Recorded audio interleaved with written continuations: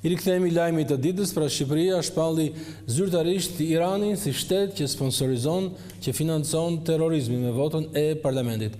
Do të bisedojmë për këtë çështje me zonjën Romina Kuko, deputete antare e Komisionit të Jashtëm në Parlament. Mi mbrëma, ne me Iranin realisht nuk kemi marrëdhënie diplomatike që nga viti 2022. Çfarë bëri të nevojshme rezolutën aktualisht?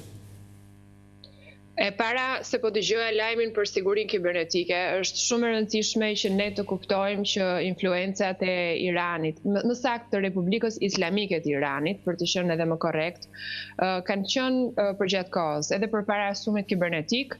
Ne kemi patur disa çështje edhe në territorin shqiptar nga faktor iranian, të cilët kanë synuar destabilitetin e vendit. Kjo për një arsye patjetër të rëndësishme, për faktin që Shqipëria është edhe vendi i cili mikpret mbron opozitën iraniane, siç janë mujahedinët, kështu që duhet kuptojmë që gjithmonë marrëdhënia ka qenë e vështirë.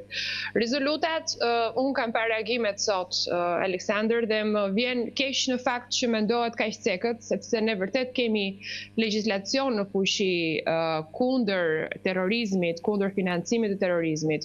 Po nga ana tjetër, në këtë moment ku ndodhet bota me luftën që po zhvillohet në Iran, ne duhet të bëjmë një qëndrim politik krah partnerëve tanë për të sjellë si vendi NATO-s, si një vend perëndimor, dhe sigurisht rezoluta shërben për të rikonfirmuar edhe një herë kaun e Shqipërisë. Si një vend i NATO-s thoni ju. Në fakt, Irani është shpallur si një shtet që sponsorizon, financon terrorizmin vetëm nga Shtetet e Bashkuara të Amerikës. Vendet anëtare të BE-s kanë cilësuar si organizatë terroriste në fakt gardë revolucionare të Iranit dhe kanë një lloj kujdesi ndaj Iranit.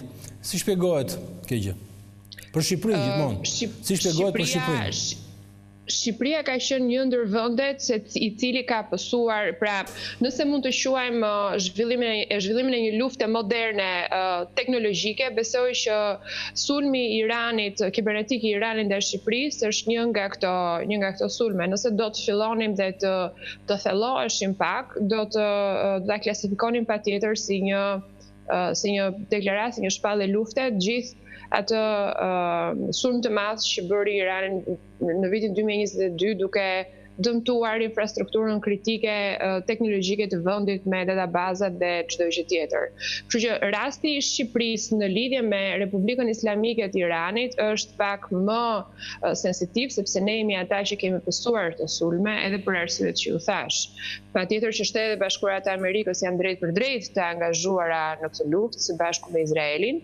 Kur vjen puna te garda revolucionare e Iranit, sigurisht Shqipëria ka deklaruar, e ka shpallur atë si organizatë terroriste dhe gjithashtu edhe Hezbollahun si organizatë proxy, pra si ndihmëse lehtësuese e terrorizmit.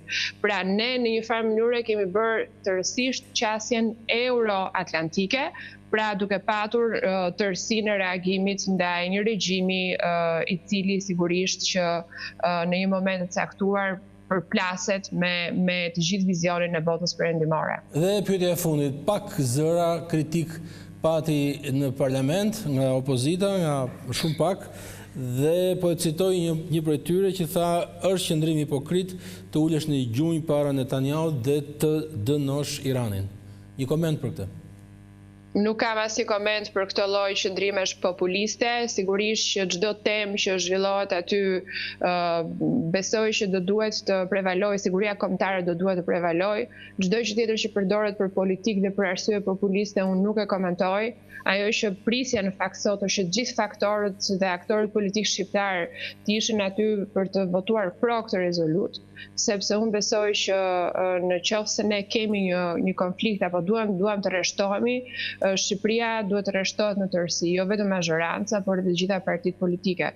Kështu që jemi në një moment shumë kritik se ku po shkon bota përsa i përket konfliktit në Iran. Ka një mundësi të madhe për zgjerimin e këtij konflikti, kështu që do duhet që ne që në krye të herës të zgjedhim anë dhe të veprojmë sipas atyre anëve që kemi zgjedhur. Faleminderit zonja Romina Kuko, antare e Parlamentit dhe Komisionit për Politikë të Jashtme, ne do të ecim më tej.